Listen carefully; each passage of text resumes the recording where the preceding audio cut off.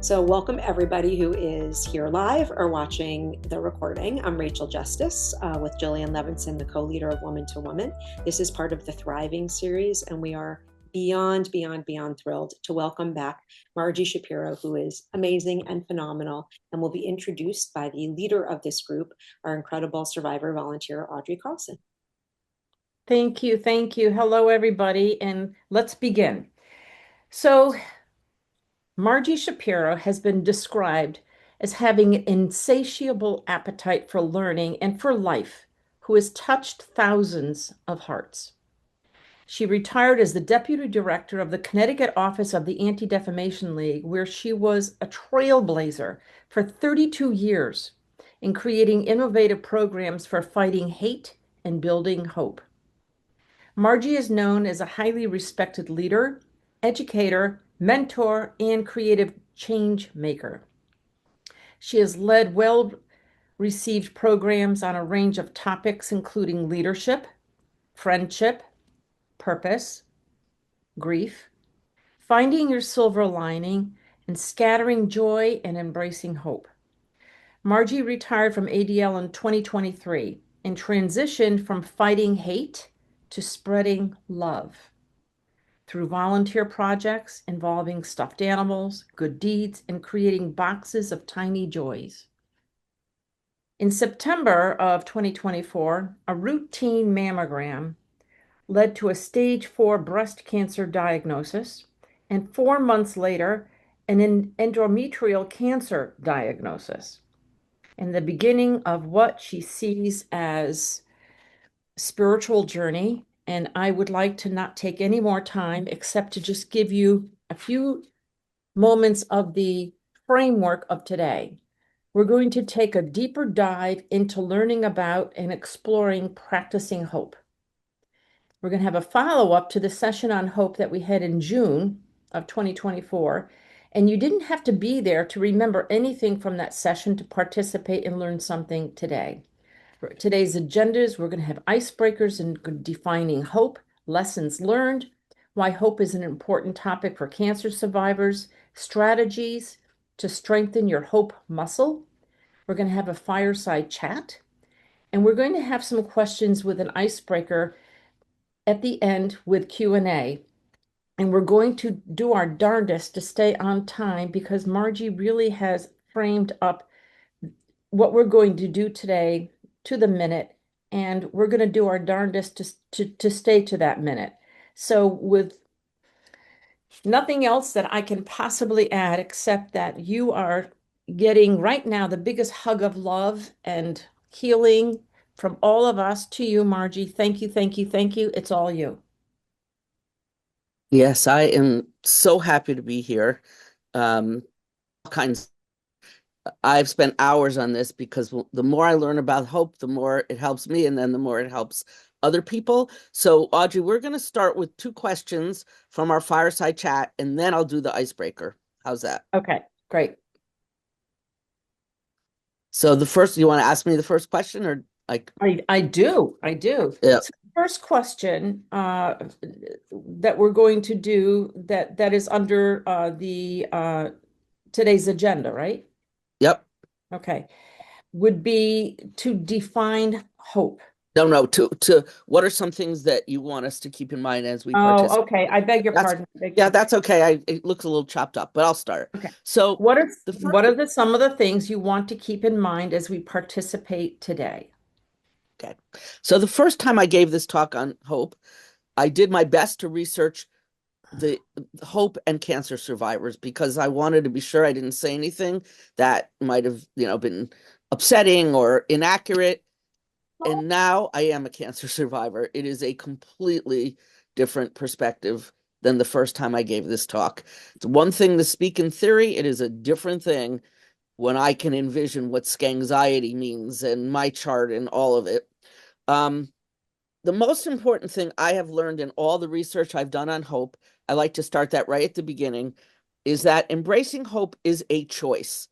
It's not something you're born with or it's just inborn. Some people have a more natural, positive personality, whatever, but it is a choice, a mindset, and it requires a lot of determination. And it's important to know I don't believe we can do it all the time. I have an in-person cancer support group I'm doing here in Connecticut. And the first session, I came in with a list of all kinds of feelings for us to be in touch with everything from fear and sadness and anger to joy and appreciation. And so we're not saying, we're going to stay with hope all the time. Another thing people, as they know I'm doing this, say, oh, Marji, hope is Pollyannish. Some people these days call it toxic positivity. And I feel that hope is part of a strategy that's realism and positive, but mostly it's, as I said, choosing to live each day fully and doing that through actions. And I can tell you honestly, after a year and a half, that hope is what has fueled me to deal with stage 4 cancer and all of the challenges involved. Doesn't mean every day is good though, or every minute. I will tell you that. Um, the thing I learned when I first did the research on a cancer journey, what we hope for changes. So I want to say that up front, but I'll be discussing it later. So my suggestion is if you want to take notes, and if you have questions and comments, put it in the chat and we will get to Q&A, but don't lose it. Like just put it there or write it down on your notepad. But I really do want to hear from you, because that's how we all learn. So if you're not feeling hope, we're going to work on creating some and dig deep. So join me in the digging. And let's move on to the next question, Audrey. Why is hope an important Yeah, topic? no, I must have given it to you. See, it's above icebreaker. It's number 2. Oh, okay. I beg your pardon. Okay. It's okay. Were you always a hopeful person? That's a really important question. I was not always a hopeful person, and I am not always a hopeful person. But a few years ago, I had a colleague who was camping in the woods, and he came across a painted rock, and it said hope. And he wrote to me, took a picture, and his first reaction was, did Marji leave it here? Like he's, in the middle of the woods in like Washington State. But I thought, wow, when someone thinks of hope, they think of me. That makes me really happy. I do a lot of posting about hopeful things on Facebook if you ever want to follow me or join in. But that made me happy. It has not always been the case. When I was in grad school, one of my friends took me aside and said, people think you're kind of negative. They see you as a negative person. And I was shocked. And I said, that's just not how I want to be perceived. I mean, everybody has a right to think about how they want to be perceived. But that's when I first started changing because of that. And also, the work I did fighting hate for 32 years, there were times I was cynical, depleted, tired, defeated, and pessimistic. So I want you to know the Marji hopeful person you see now wasn't always and isn't always this person. Where I really learned about hope the most was from an unlikely source, and that's Holocaust survivors. I was a Holocaust educator, and Excuse me. as I got to meet the individual survivors and heard the people I worked with were the ones with hope that were talking to kids. I was bringing them to schools, and I kept saying, if my friend Anita could have hope and get herself out of Auschwitz, what can I do with my life? So I have a great example of that I hope to get to. But I will say that this year or this year and a half with cancer, having this attitude has saved me. It's really saved me. Um, 2 cancers, 3 surgeries, more scans and procedures I can't remember. My chart misery, side effects, you know it all. We know it all. I did not know it all. I was healthy for 68 years. This happened at age 69 and I had no experience. I told them I was a hospital virgin when I went in for my breast surgery. And so it has been quite a year. So as a cancer survivor, thriver, I have my fear. When I heard the word metastasis, I literally lost my breath. And I have a great chaplain I speak with. She used the word Mets, and I wrote a poem about how Mets used to be a baseball team, and now it's that word that still sends shivers through me. Um, but I've chosen to think about hope, to be the crazy person who holds on to it, even when I'm scared, which I am. And the last thing I'll say here is I gave a talk on hope to a corporate group. That was my first one. And there was a young woman in the group. And she told a story and it changed my life. That's why I hope you'll share at the end. She said that she was dealing with infertility and she had lost hope and they ran out of money. And she was actually visiting her husband's grandfather, who was a Holocaust survivor, and his brother, Uncle Jimmy. And I don't know why I'll never forget Uncle Jimmy, even though I never met him. Uncle Jimmy was hearing her woe, and then he looked at her and he said, "What if it all works out? What if it all works out?" So I give you that to write down. One of my strategies has to do with the things I have written in my phone for the bad days, the scary days. I go right back to all of these sayings and things. So, and what if it all works out is now on a Kleenex box that you can buy at Target. I cannot believe they did that, but I am so excited. I haven't gone to buy them yet. I don't love Target, but oh, you can take that out. But I want this Kleenex box. So, okay. So we are going to go from Margie to you, and I'm going to ask you a few questions for yourself. I am hoping a few of you will share, but this is really for you for a few minutes to do a little bit of reflection. And I want you to write down for yourself, how do you define hope? How do you define hope?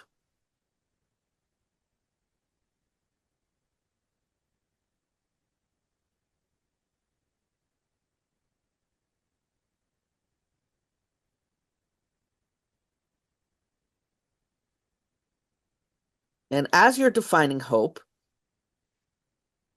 you can think about, what does it look like or smell like or taste like a babbling river or a snoring baby or your thumping heartbeat. Um, or for me, hope is the feeling when the doctor recently sent me my chart message that said the PET scan was good. Hope just filled my body, that feeling. So I'm going to tell you these questions and you're not going to get to write it all now, but I hope you'll go back to them because it helps to answer. So that's your hint if you want to define hope using sound or taste or experience. The second one is, what are the benefits of having hope as a cancer survivor or in general? What are the benefits of having hope?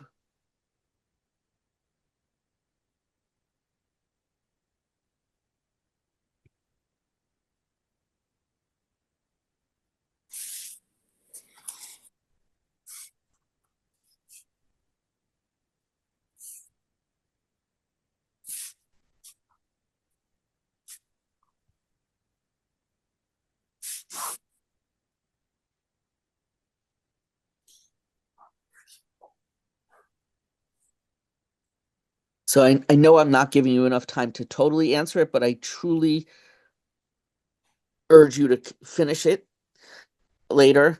And the last question is, what is something you do personally to remain hopeful?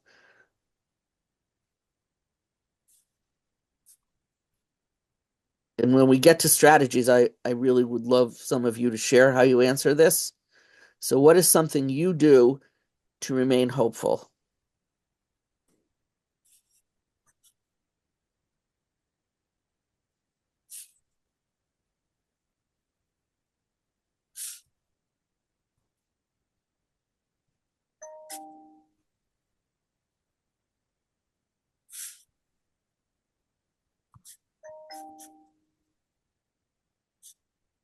Is there anyone who would like to tell us how they define hope? And there's no wrong answers. So, Hildred has her hand up. oh, great, Hildred.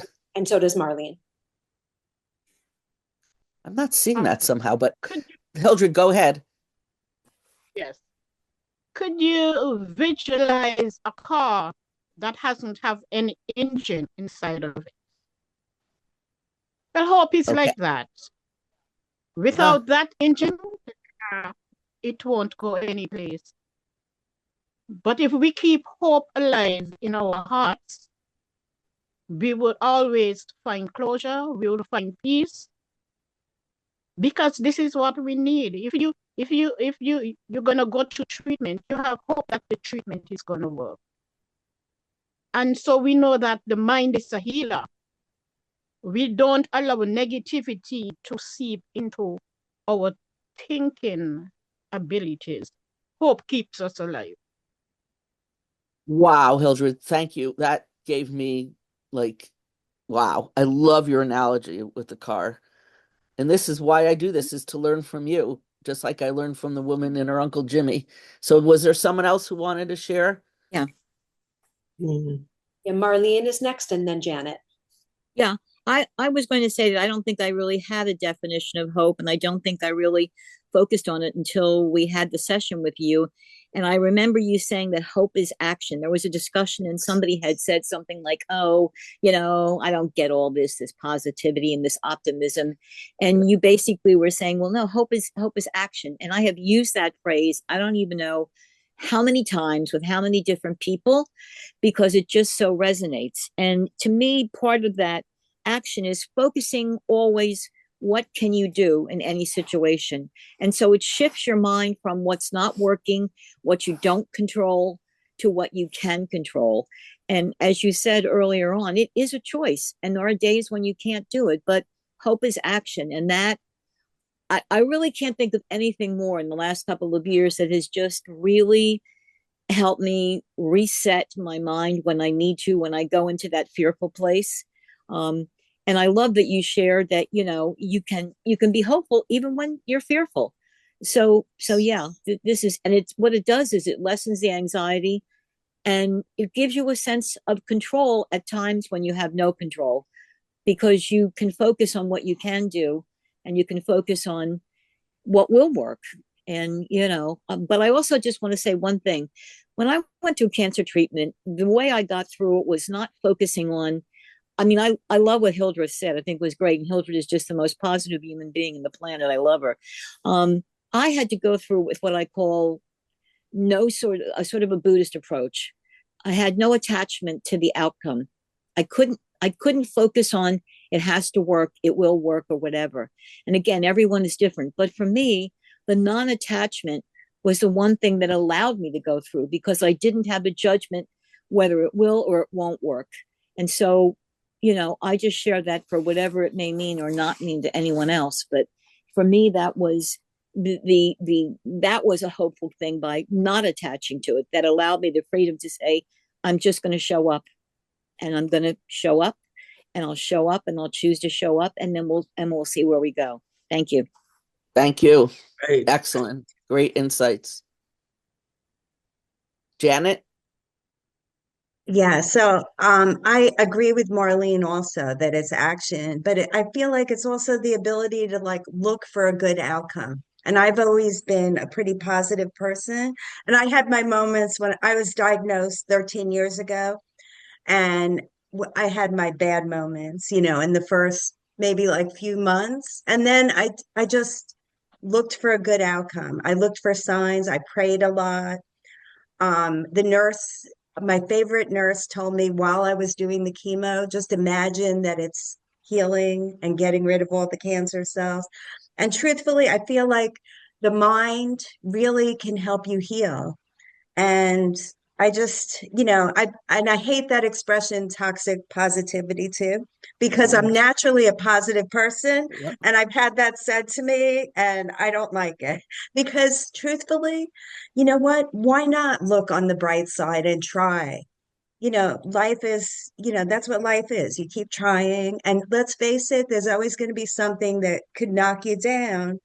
But in my philosophy, like, I just feel like you have to keep going and get strong. And I'm on like a very anti-inflammatory diet now. And I still eat sugar on the weekends, but I'm trying to like eat a lot of vegetables, and I take hints from people around me. Like one woman said, just eat lots of greens. And she was a doctor. She said greens and orange, all the vegetables, all the fruits. And I take little hints from people. But I think if you don't have hope, I really do feel like it could sort of drag you down, and your immune system too. Yep. Okay, I'm going to go to the next question, but please keep thinking of what else you want to share, because it's really helpful. So, Audrey, we're at question 3. Right. How do you we did under icebreaker, you mean? Yeah. So how do you they defined hope? Now I'm Right. going to tell you a little bit more. Okay. So the dictionary definition is expectation of a positive outcome. Um, but a lot of the confusing part for people is they sometimes think it's optimism, but optimism is a feeling and hope is an action. So, like Marlene said, that is one of the greatest lessons of all, that hope is an action, and that it is the antidote to fear. So it's not about being passive. And goals are the cornerstone of hope. It's actually something that can be taught. I used to think you are or you're not. So that's a key thing to me. Hope can be taught. Some days it takes a great deal of courage to hope, but it is the belief that you have the power over, your thoughts, which has been mentioned, really important. A lot of times, but not always. There are bad times that are temporary, and hope gets us through that. And it happens, they say 1 day at a time, but sometimes it's 1 hour at a time. Some people have said to me, "Oh, you're in denial, you're avoiding reality." And I don't agree with that. I think it's a both and, that you can have doubts and fears and quote unquote be realistic and have hope. Um, it gives me vitality and courage. And I'm going to keep saying it. It's an action oriented strength. And my favorite quote, I don't remember if I shared this last time, and someone said it on Twitter or somewhere. People speak of hope as if it is this delicate, ephemeral thing made of whispers and spider webs. It is not. Hope has dirt on her face, blood on her knuckles, the grit of the cobblestones in her hair, and just spat out a tooth as she rises for another go. That's who I want to be. Not every day, but I Yeah. I just love that. So there is this spectrum of hope, and um, I'm going to move on to why it's an important topic for cancer survivors. I think it's obvious, but it's important. Somebody already mentioned this, that research actually shows that high levels of hope are correlated with positive outcomes, such as the healthier habits Janet was describing, with sleep and eating and exercise, um, more fulfilling relationships. And research also says that hope plays a role in driving our persistence, our motivation, and our innovation. So it helps us be creative. Um, and even though not most of us are not going to get everything we hope for, it still leads to increased happiness. Um, Sometimes we have to reframe it. To me, as a cancer survivor, I speak out about hope with my doctors and everyone else. And I believe, some of you know that Audrey's friend, Bernie Siegel, who was a pioneer with all of this, but I always remember he said he knew which patients were going to have the best chance at survival because of their hope. And so somebody came to get me a scan one day. I didn't plan it. I looked up this very tall man and I said to him, "Are you my guardian angel?" And he said, "Oh, I don't know. Maybe I am." And then we talked about our views of spirituality the whole time. He was injecting me with God knows what. But he said, "I don't think I'll ever have a day like this. This was the greatest thing." So, how we're perceived by medical staff is important. And I had a doctor that really wasn't getting me, and I had to switch. I just finally said, I need someone who's going to be, and I'm, not we're in New York, I in Connecticut, so nobody and it turned out actually she retired. I think she was burnt out, which I can only imagine being an oncologist and burnt out. But I told her I was envisioning my breast cancer cells carrying these little, like Snoopy used to have that hobo bag, and they're carrying those cancer cells out of my body, and I could tell she thought I was like crazy. And I said, I need someone who supports me. Um, Also, being hopeful is it's easier on our caretakers, our friends. So again, you have a right to feel lousy days and express all your other emotions, but being a caretaker is hard. And so I know my husband really appreciates it on the days I feel hopeful. Now, I said I was going to tell you about what we hope for changes. This was the research I did for the first session, and now it's real to me. People hope for different things at different times during their cancer journey. Initially, we hope that our symptoms are nothing to worry about. we wouldn't be here if that was the case, right? Those of us in this room. So once your cancer is diagnosed, of course, you hope it's an early stage. They told me mine was favorable. I thought like, okay, I can get through this. Turned out to be quite different. I am getting through it, but the diagnosis changed dramatically. Then we hope that there's treatment available and that we hope that it'll be effective and that it will go into remission. Well, I was ultimately told, oh, what you have can't be cured, only controlled. I don't like those words, and I am choosing not to listen to them, but that's what I was told. We hope for manageable symptoms. We hope not to suffer. I had this interesting experience with this word suffer, and I speak to someone every week, a chaplain, and we've really pulled apart what is suffering and what does that mean, and it's been very helpful. But sometimes what we hope for isn't what happens, and we need to refocus, and we can't control the actual outcome, but we can play a part in how we're dealing with it. And so, and again, I'm not dictating this. You know what's best for you. But when you hear things that are difficult, what I do is I go right to the note in my phone about hope and I start reading it over and over and over. But ultimately, we know that a serious illness is a reminder that life is not infinite, and hope helps us with uncertainty, but we still have to think about, well, what do I still want to accomplish? What's left undone? What do I need to do if I'm going to die? What do I want to leave behind? I do a lot of work on legacy, all because of this, because we want a positive legacy. And last time I said to Rachel, I hope it's okay if I say this, but ultimately we hope for a peaceful death. We're all going to die, and a lot of people don't want to talk about that. And that's another, I don't know if you've probably had sessions on that, but we have to put it out there. And for me, my last hope is for an afterlife. I study the afterlife, and it has a big impact on me. So those are important things that I've learned about what we hope for changes. And Audrey just wrote in the chat, which I love, pain is pain, suffering is optional. So we could do another whole talk on suffering because I'm still exploring that one. And Marlena, keep putting stuff in the chat. It really helps. Pain is inevitable, suffering is not. Thank you. So I'm going to move on. Audrey, I'm just going to keep going to the Okay.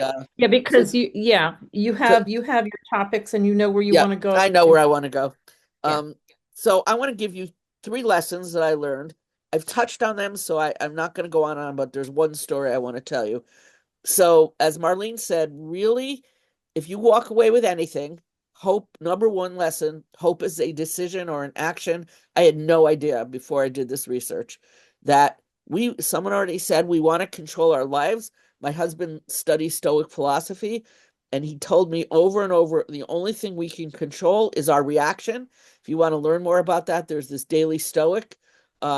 And Marcus Aurelius, he keeps telling me, was saying this however many hundreds of years, or I don't know, but a long time ago, that choosing to remain positive with hope and a new plan for action is what we can do. That hope, that decision gives us a dose of light to combat the darkness. So it's a decision. So no matter what's happening, you can find the gold nugget in a situation. And I have found even gold nuggets in stage 4. I really have. I honestly have. Did it scare me? Did I want this? Did I expect this? No, no, no, and no. But I have definitely found golden nuggets that are hidden, inner strength that I didn't know I had, new ways to manifest the love I want to put in the world. And some of these challenges have been blessings. And I can talk more on that. Lesson number 2, and it has to do with this group, that when we are not alone and we create community, that's where we learn hope. That you can really, every time you get together, someone could share a story of hope. And what is that saying? It's cancer is the worst situation, but the best peeps. I have truly met some of the best people in my entire life because we know not to take things for granted. And we have all different journeys. I'm amazed how different journeys cancer survivors have, but being in community underscores, the value of what we can get from others. And our connectedness is the single biggest predictor of hope. There's some research on that. Hope is planted in community. And when someone isn't feeling the spark, someone else can talk about that car and the gas and that Hildred said, and we're like, oh, I get it. And I leave, this group feeling more hopeful. So thank you, Rachel and Audrey. I mean it, this support group couldn't be more important. Lesson number 3, I mentioned, when I have a quick story, and this is to empower yourself, that you can empower yourself and find meaning in challenge and emerge a survivor. So this is just a quick story. I took a group of high school students to an exhibit in New York at the Museum of Jewish Heritage and learned about, again, how hope keeps us alive when there's nothing else to rely on, no matter what. And so the exhibit was called Auschwitz, not long ago, not far away. There were 700 objects on display, and one that screamed hope to me in a way that I will never forget for the rest of my life. And the object was a tiny hair clip, this big, made of scraps of metal. And it was made by a 16-year-old prisoner named Ruth Grunberger. And she was trying to hold on to identity and dignity. And she was forced to make airplane parts in a factory at Auschwitz. And she had no possessions, but she decided to make this comb. Of course, if they found it, she probably would have been killed. And there were 6 skinny teeth. And what she said was, I saw some scraps of metal and I made myself the comb. I figured my hair is going to grow back and I will need it. This young woman held on tightly to hope for a future day when she would have hair and freedom. And this was a woman who planned to live. She planned to live. And I came out with with the idea that imagination is an instrument of hope, that we need to imagine ourselves in a future context until the day we don't. But that, for a long time, we can do things. And the fact, I love like actual things. That's why I make people boxes of tiny joys, because they're things that we can hold on to. And that's why I give people stuffed animals. I wish I could send them right through the computer. But I thought of this in the shower. I will urge each of you, if you're like me and a stuffed animal you love to hug, and I urge each of you, even if you have a lot, to go out and buy yourself a new one this week and say, Margie told me to do it. I really mean it. Yeah. Treat yourself.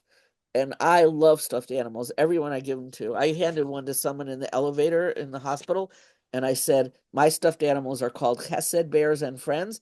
Chesed is the Hebrew word for loving kindness, and it means to help another human being feel loved. Help another human being feel loved. And I told her that. I handed it to her, and she, total stranger, burst out crying because I imagined she wasn't feeling loved. And Right. that's what I want to do. So I'm going to move on to how we can create and choose and nourish our hope, and strategies for building that hope muscle.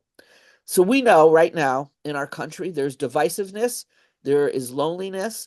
People are talking way more about negative than positive. There's stress and sadness and worry, and that's societally. That's not even just our own journeys here. And yet, in these dark times, it's when we need hope the most. So here goes. We don't find hope, we create it. There's a lot of articles called Finding Hope, I noticed. And I'm like, I don't think it's something like you find in your backyard or on the ground. We create it. It's up to us. And like any muscle, like Rachel was telling us about her boxing class, any muscle that's going to grow stronger with practice, well, that's how we need to see hope, because it's not just a wish. It's not passive.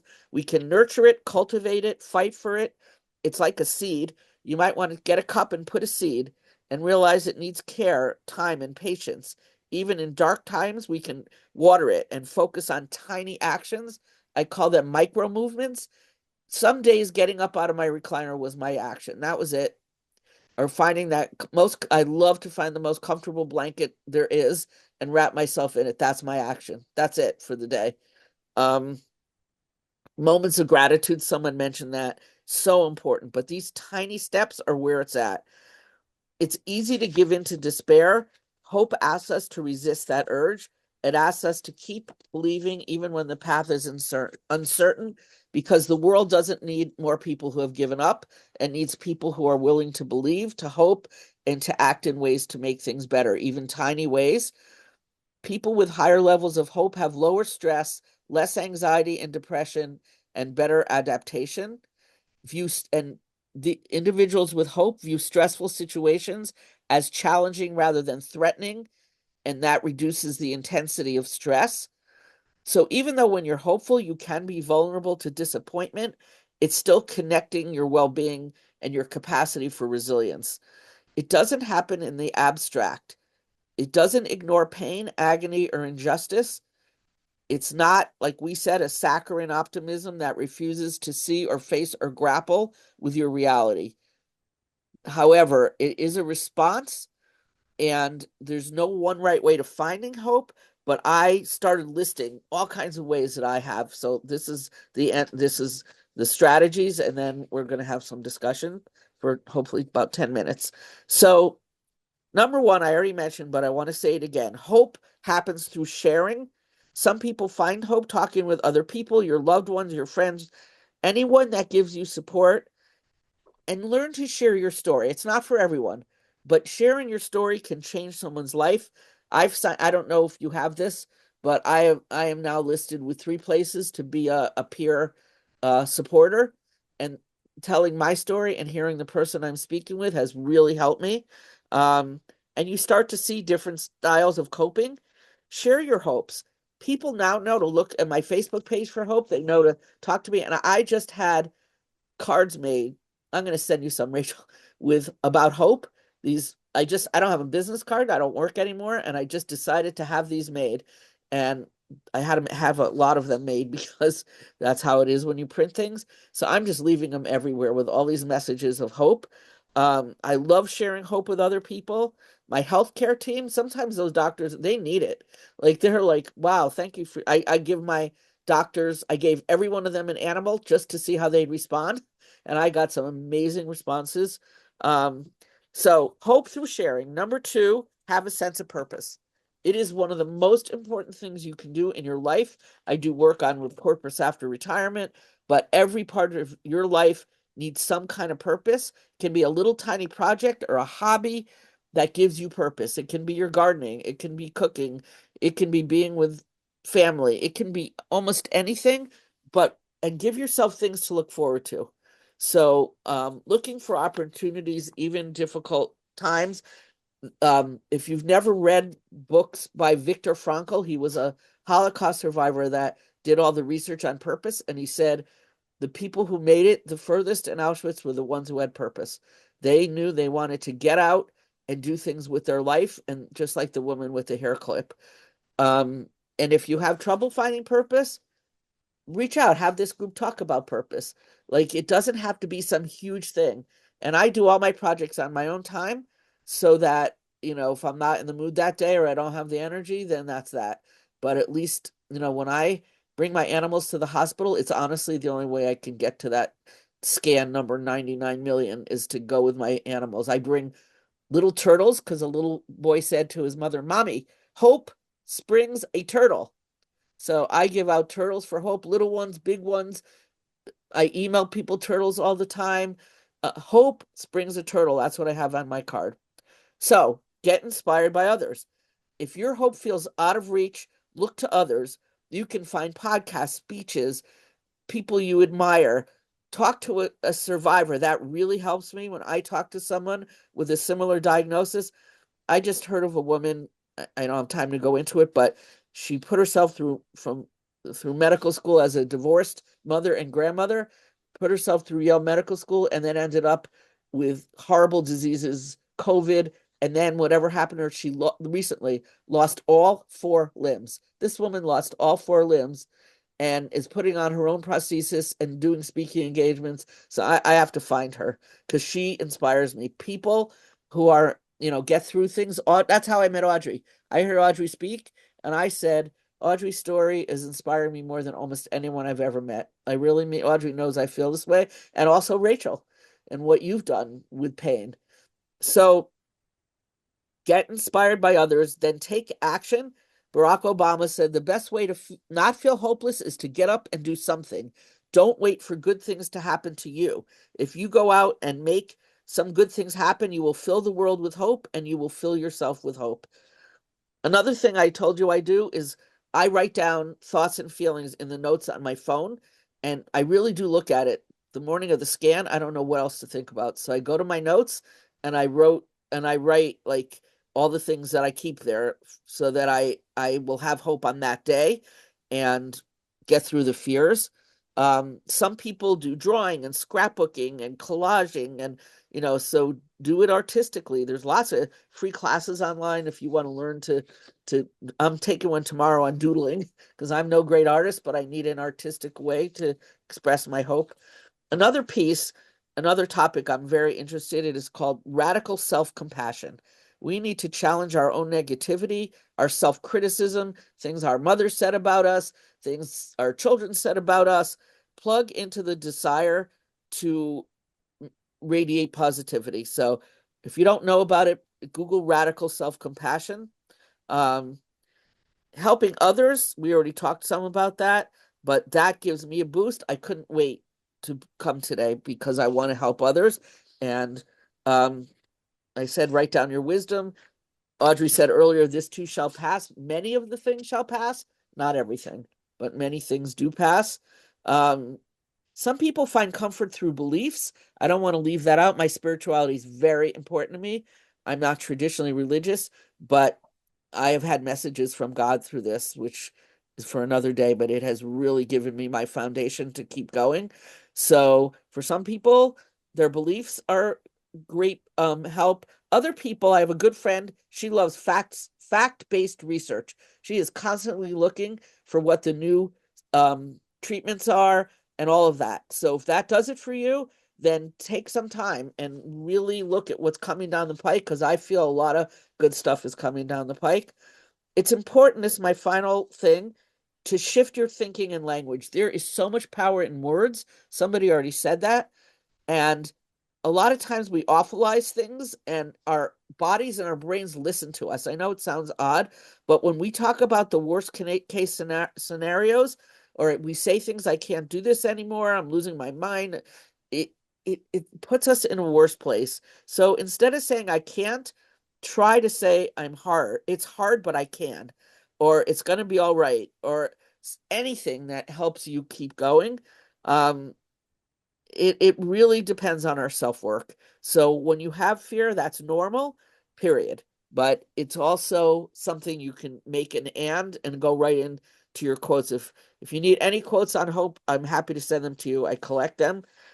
And the last thing I'm going to say is that hope can be quieter than our fear. So some days we have to listen closely. That fear will just come up. When I'm waiting for some of these results, I literally feel my heart is thumping outside my chest. It's real. And then I say, okay, breathe, Margie, and think hopeful thoughts. And I've had, scans come back not so good. I've had a lot of retakes and another MRI and another this. Like, this has been quite a journey, but I really credit having already done some work on hope. And yes, Marley, I love yes, I can. The word chesed is spelled Chesed. Chesed. Buy yourself a chesed bear or dog or turtle of any size and say, Margie told me to do it. So now I want to open it up. I love some of the things in the chat. We have like about 9 minutes, 10 minutes, and then I'm going to take an extra couple just to do a conclusion. So I know that was a lot of information, but I hope that there was some gem in there that you got that you're going to share, because if you share it with someone else, it helps both of you. So who has a comment, a question, a story? Well, I'm just amazed at the energy that you brought. Like, yo, that energy is like at the top. I love it. I love it. And there was so many things that was said and so many gems. So thank you. Thanks. There's a book that Sammy Davis Jr. wrote when I was a kid. Yes, I I can. can. And he had a horrible accident where he lost an eye. And he had to figure out how he was going to navigate through his life with a sight in one eye and continue to do what he loved to do. And I read his book and I was, what, 12? That was incredibly inspiring. And in addition to this, Bernie Siegel gave me an assignment some time ago when I was doing my studies with him. He said, Audrey, I want you to seek out that one person in society that perhaps just seems a little bit off or lonely or alone, or that person that nobody else will sit next to. And I want you to find out what their wounds are and share your own. That way, nobody ever feels alone. They feel that they perhaps were heard, seen, listened to, and cared for. And I urge everybody out there to think about that added meaning and purpose in our lives that I learned so long ago with Viktor Frankl's book. And that's why this community that Rachel and Jillian have put together is incredible, incredible. And honestly, I can't thank you enough, Marji. We've known each other quite some time, and there are more nuggets than I can even imagine putting into a giant bowl. And you are so loved, and thank you. So, who else has something I think else that to say? Lucy had her hand up first and then Marlene. Okay. This is fantastic. I'm so very, very grateful. I realize that, I've only had 6 chemo treatments and then I'll have surgery and I'm quite frightened. And, but I do try to do, even when I feel at my worst, physically, I go out in the morning and I feed birds and I have a lot of people in my life, both in my neighborhood and friends and church and stuff. And I like to reach out to people, not just for my sake, but I mean to sort of, if I know somebody is sick or worried about something, and I have another friend who's in cancer treatment and so, I try to really so I do a lot of things that keep me hopeful. The hardest thing I have is about outcome. I tell myself, oh my God, why am I doing all this? I'm just going to die that's not very useful. And you said something, my friend Frank used to say, I would say something negative about myself, and he would say, don't say that. Yourself is listening. And it's the business of making a negative prediction that I really need help with. And you've helped me so much today. I'm really, really grateful. Thank you, Marlene. You just got finished talking about something. You said, find their wound, that he told you to do this. And this resonates because I made a choice a few weeks ago. There's a family member who has been problematic. Let's just leave it at that. And pretty much everybody has been avoiding them, including myself.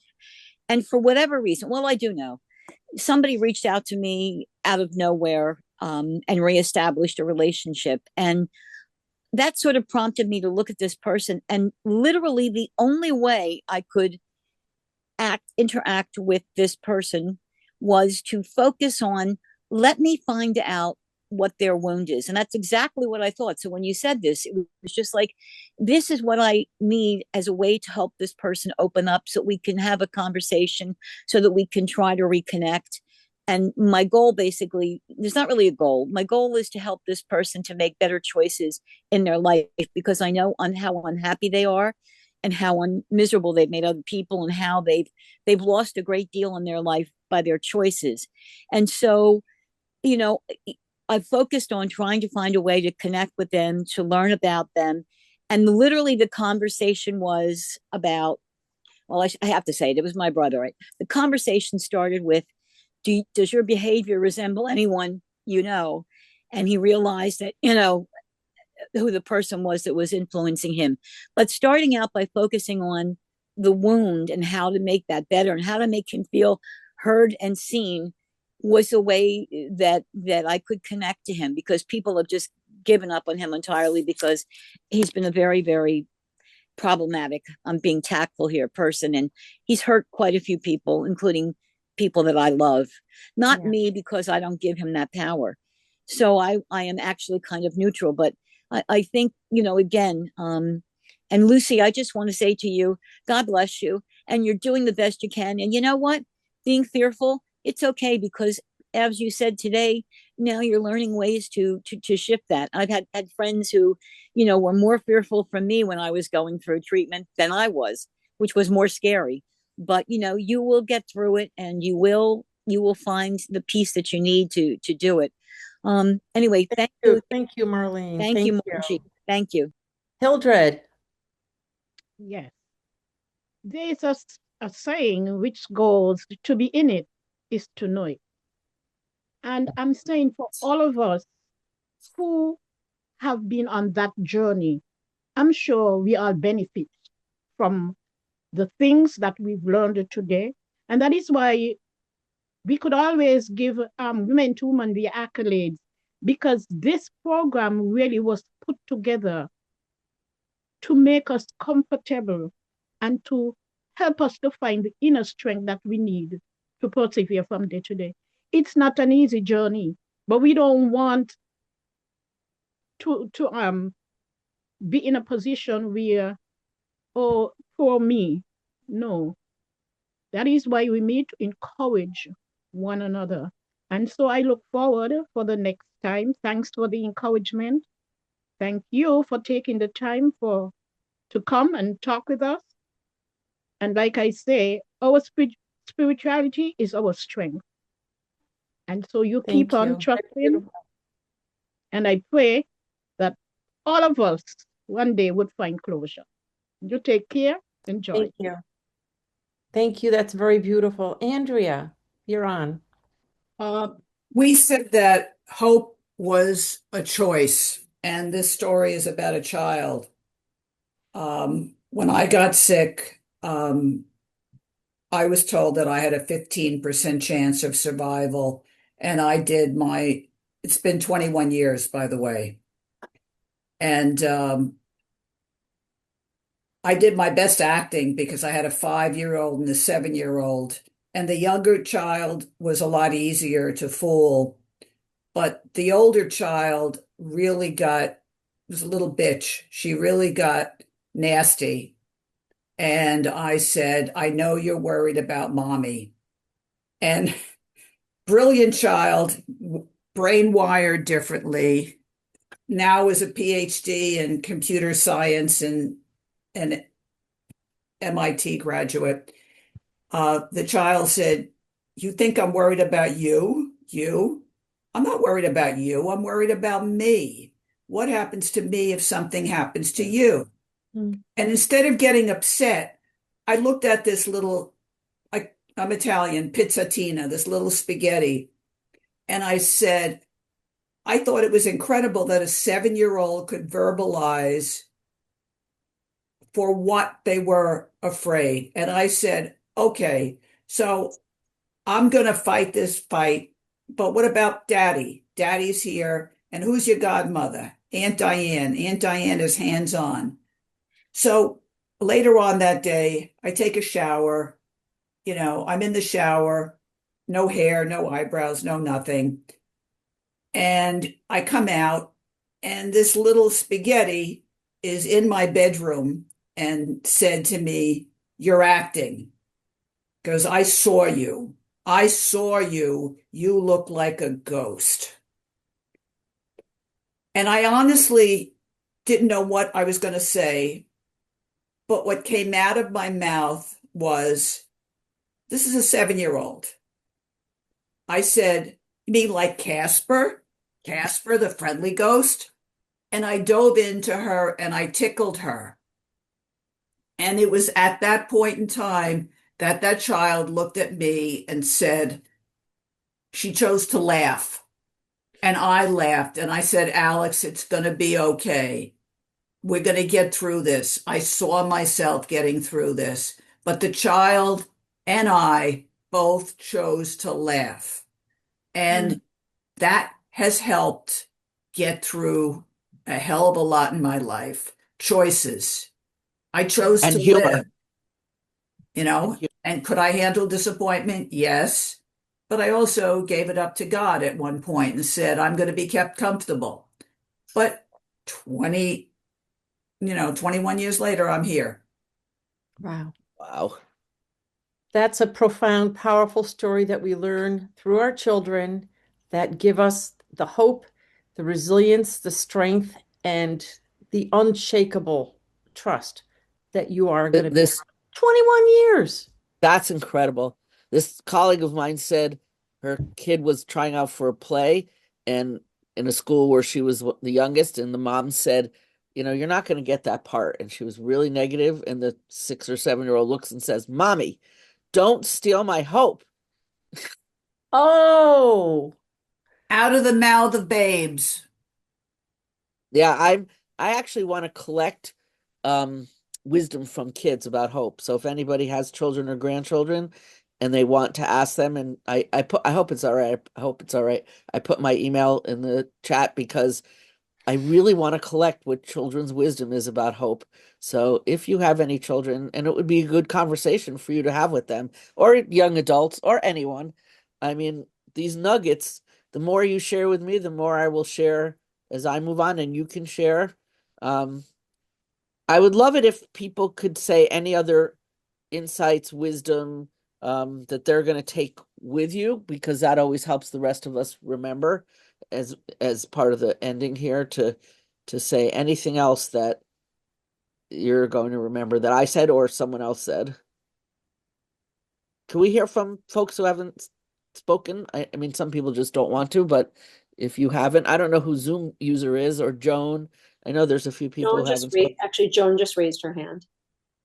And so did Hi, Nancy. thank you very much for today's talk and sharing. Earlier in the conversation, you mentioned that hope drives persistence and innovation. And I'd never really thought of it that way. So I appreciate the moment of insight. See, thank you, Joan, because that makes me like, oh, I want to think about that even more. I think Nancy had her hand raised, and then Cynthia has a comment in the chat. I just want to say that I go to church because I, believe in God, and I hope that with all that I've been through, and it's been 20 years, I pray to Him and always hope that He continues to let me live. I mean, it's just one of those things that I feel that I have that strength from it, from that gives me the hope. And I also believe that if you believe in it, it will happen.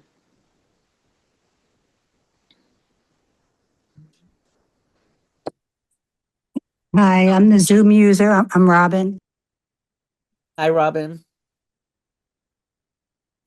Oh, did we lose Robin? I think we just lost Robin. Hopefully she'll pop back in. I think she's not local. But Cynthia again did. Oh, I just put in that I love the quote. It's hard, but I can. And I also liked that hope is quieter than fear. I thought that was awesome. There's a scripture that I like to go to where it says that a calm heart is the life of an organism. And it's so true.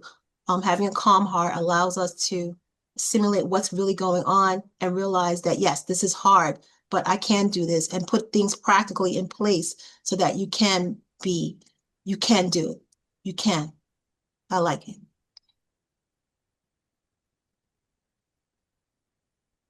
Thank you. Thank you. So Rachel and Audrey, you've heard this before. What are you walking away with today that's new?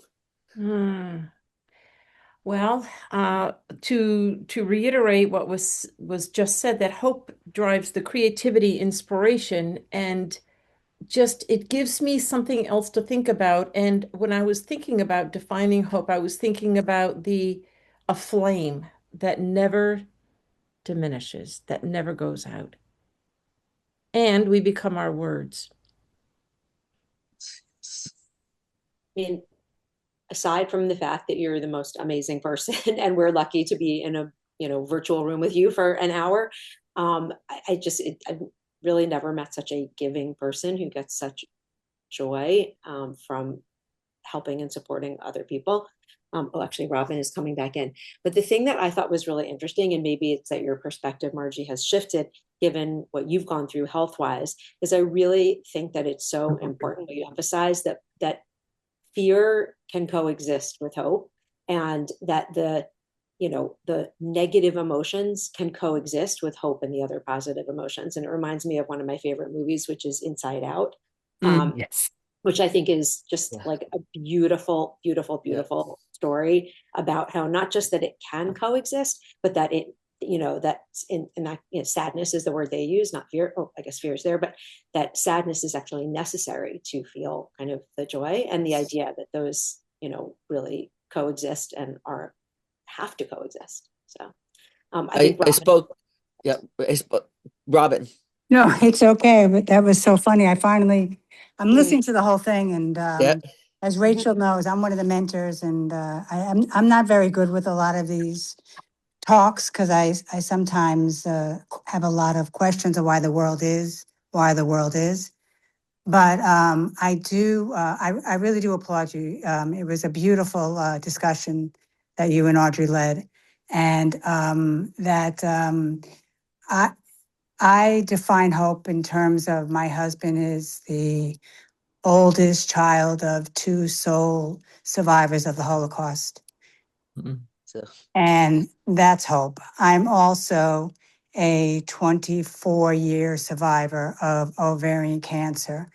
And I do believe that hope is a choice. And I do believe that whoever said that hope is the smiles and the giggles and the laughters that give me hope. So I really do applaud you. It was a beautiful discussion, and I'm glad that I came on. Thank you so much, everyone. Go out and buy yourself a stuffed animal. Oh, yes. It makes you happy. There you go. Yes. Thank you. I just want to mention though that inspired by Margie's last talk, I actually went on to Amazon and I ordered little tiny like crystal turtles, and I started giving them out to people. Like I couldn't do stuffed animals; they take up too much room. But these you can just stick in your pocket, and it makes people so happy. And I talk about Margie and I say the quote, and it's really, really, really lovely. Oh, Lucy, I love it. If I come back sometime, I want everybody to bring them. They make me so happy. I can't even describe. I have about 100, but today this guy says fearless. Ooh, love it. Thank you, Margie. Thank you, Audrey, for being the liaison to Margie. And this is it's incredible. It's, special. It's wonderful. And you all are amazing. And this whole community, as I believe it was Hildred said, is about hope and creating hope and fostering hope in a very, very tough situation, that you all have faced and are facing. So thank you for this. It was amazing. Be safe, be warm, be hopeful, everyone. Or not be hopeful, choose to be hopeful. And thank you.